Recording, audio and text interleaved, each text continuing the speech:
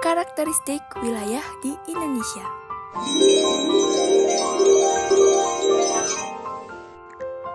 Tahukah kalian, negara kita termasuk ke dalam negara kepulauan terbesar di dunia? Negara kita tersebar dalam sekitar 17.508 pulau dari Sabang sampai Merauke. Saking banyaknya pulau di Indonesia ini, hanya sekitar 9 ribuan pulau saja yang dihuni, sisanya tidak berpenghuni.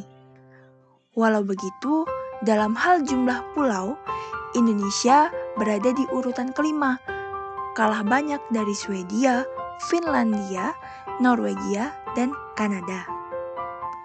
Nah, wilayah Indonesia tidak hanya pulau-pulau atau daratan saja. Karakteristik wilayah Indonesia terbagi atas dua aspek, yakni wilayah perairan dan wilayah daratan. Biar tidak penasaran, yuk kita bahas lebih dalam tentang dua aspek karakteristik wilayah Indonesia ini. Karakteristik wilayah daratan di Indonesia. Luas wilayah daratan kepulauan Indonesia adalah sekitar sepertiga dari seluruh luas wilayah Indonesia. Namun, tahukah kamu apa itu daratan? Daratan merupakan bagian dari permukaan bumi yang enggak dikelilingi air dan berbentuk padat. Wilayah daratan pun enggak selalu rata tuh, tapi juga terdapat pegunungan, daratan tinggi, daratan rendah, dan lembah. Biar lebih paham, yuk kenali dulu dengan mereka satu persatu. 1. Pegunungan. Pegunungan merupakan sebuah dataran yang menjulang lebih tinggi dari sekelilingnya, yang berketinggian antara 800 hingga 1000 meter di atas permukaan laut. Pegunungan sendiri merupakan rangkaian dari beberapa gunung. Gunung-gunung yang membentuk pegunungan panjangnya dapat mencapai ribuan kilometer dan terbentuk dalam waktu jutaan tahun lamanya. Di Indonesia sendiri terdapat banyak pegunungan yang membentang mulai dari Sumatera, Jawa, Sulawesi, hingga Papua. Pegunungan-pegunungan yang ada di Indonesia membentuk suatu kekayaan alam yang selain menjadi bagian penting dalam ekosistem, ternyata juga berkontribusi besar bagi potensi wisata Indonesia. Contoh-contoh pegunungan di Indonesia di antara lain adalah Pegunungan Bukit Barisan yang membentang dari utara ke selatan Pulau Sumatera, Pegunungan Kapur Utara yang membentang di pesisir utara Pulau Jawa, dan Pegunungan Menoreh yang menjadi batas alami antara Kabupaten Kulon Progo, Kabupaten Magelang, dan Kabupaten Purworejo di Jawa Tengah. 2. Dataran tinggi. Dataran tinggi berbeda dengan pegunungan. Dataran tinggi adalah dataran luas yang letaknya di daerah pegunungan, yang terbentuk karena hasil erosi dan sedimentasi yang terjadi selama ratusan tahun. Dataran tinggi juga bisa terbentuk dari bekas kaldera yang tertimbun material dari lereng gunung di sekitarnya. Sebuah area dapat disebut sebagai dataran tinggi jika memiliki ketinggian minimal 700 meter dari permukaan laut. Dataran tinggi terdapat secara luas memanjang di Pulau Sumatera bagian barat, Pulau Jawa bagian selatan, sebagian Pulau Sulawesi hingga Pulau Papua bagian utara. Contoh dataran tinggi di Indonesia adalah Dataran Tinggi Atlas di Aceh, Dataran Tinggi Barul di Sulawesi Tengah, Dataran Tinggi Dieng di Jawa Tengah. 3. Dataran rendah. Dataran rendah berbeda dengan dataran tinggi. Dataran rendah merupakan dataran yang mempunyai ketinggian sekitar 200 hingga 300 meter di atas permukaan laut. Dataran rendah merupakan dataran yang banyak ditemui di Indonesia karena banyak digunakan untuk daerah pemukiman. Hal itu dikarenakan suhu di dataran rendah tidak terlalu dingin, sehingga sangat cocok untuk pemukiman warga. Adapun contoh dataran rendah yang ada di Indonesia adalah dataran rendah Cianjur di Jawa Barat.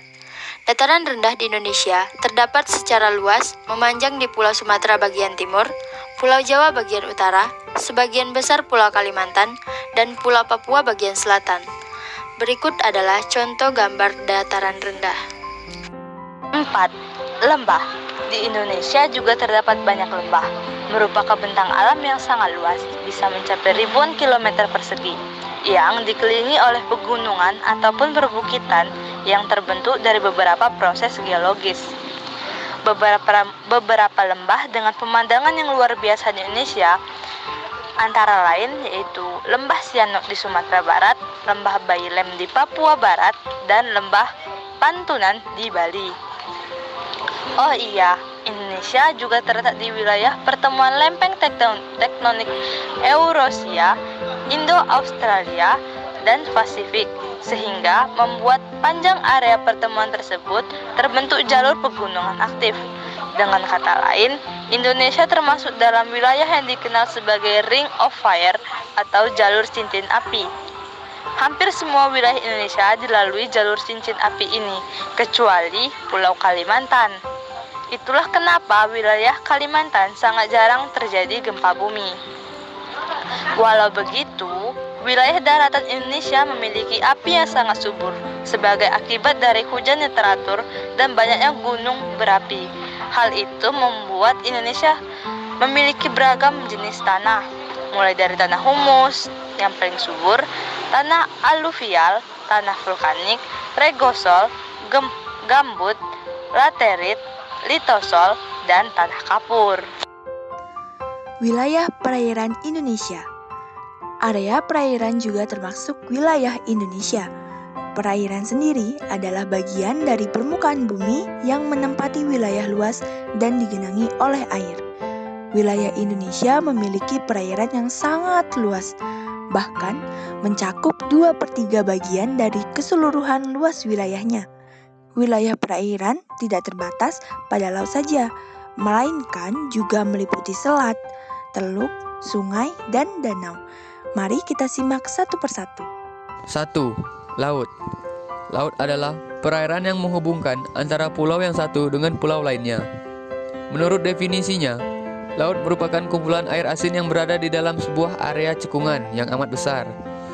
Bila dibandingkan dengan samudra, ukuran laut lebih kecil lagi. Dengan kata lain, samudra adalah kumpulan dari beberapa laut. Nama-nama laut di Indonesia juga banyak disesuaikan dengan nama tempat atau daerah yang ada di sekitarnya. Contohnya adalah Laut Jawa, Laut Sulawesi, dan Laut Banda. Indonesia adalah negara dengan area lautan yang lebih luas jika dibandingkan dengan wilayah daratannya. Sebuah negara maritim. Gak heran jika Indonesia memiliki banyak kekayaan yang berasal dari laut, serta banyak pula yang memiliki mata pencaharian di laut sebagai nelayan. 2. Selat. Selat merupakan bagian dari laut. Selat begitu mudah ditemukan di Indonesia, karena hampir di setiap pulau di Indonesia dipisahkan oleh selat, baik selat besar maupun selat kecil. Dengan kata lain, selat adalah laut sempit yang terletak di antara dua pulau dan menghubungkan kedua pulau tersebut. 3. Teluk. Teluk merupakan wilayah perairan yang menjorok ke daratan dan dibatasi oleh daratan pada ketiga sisinya. Di Indonesia, ada begitu banyak teluk yang biasanya dimanfaatkan sebagai lokasi wisata seperti Labuan Bajo atau dijadikan tempat berlabuhnya kapal-kapal nelayan seperti Teluk Jakarta. Berikut adalah contoh dari teluk. Danau.